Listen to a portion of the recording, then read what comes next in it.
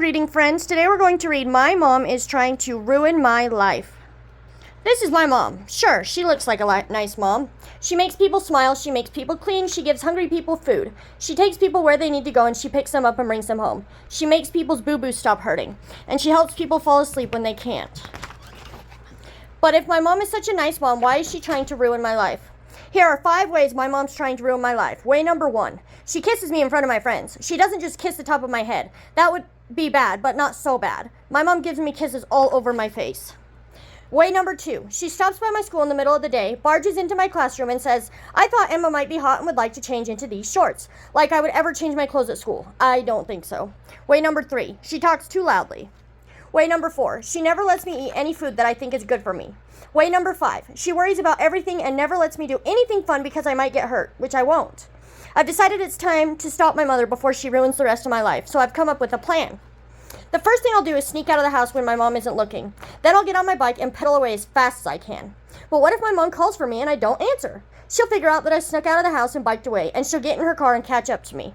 This plan won't work unless I sneak out of the house, get on my bike, pedal away as fast as I can, and then, when she catches up to me, keep pedaling until I pedal down a steep hill into a muddy hole.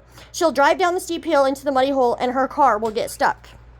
Only I'll be stuck too, and the hill is so steep that I can't pedal my bike up it anyway. So my mom will have to get her car and push me on my bike up the hill. But then, when I'm safely at the top of the hill, I'll start biking away as fast as I can. My mom will run after me, but I'll be pedaling so fast that she won't be able to keep up with me. So she'll stop and go to the police station and tell them her child is biked away. And they'll look at her and ask, "Is it because you were ruining her life?" And she'll say, "No." But they won't believe her, so they'll put her in jail for trying to ruin my life.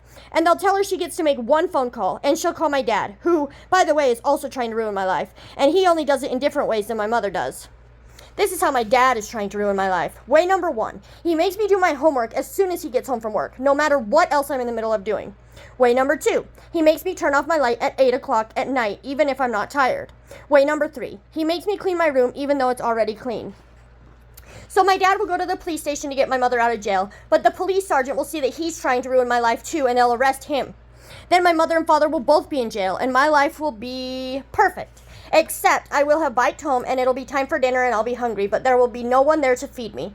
Then it will be time to go to bed and there will be no one there to read me a story. There will be no one there to give me a kiss goodnight, and there will be no one there to tell me to turn off my light. And if I go to bed and I can't sleep because my light is still on and I suddenly get thirsty, there will be no one there to bring me a glass of water.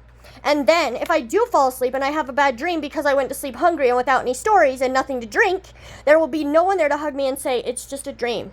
And I will be scared. Really scared. If my parents are both in jail, my life will be ruined.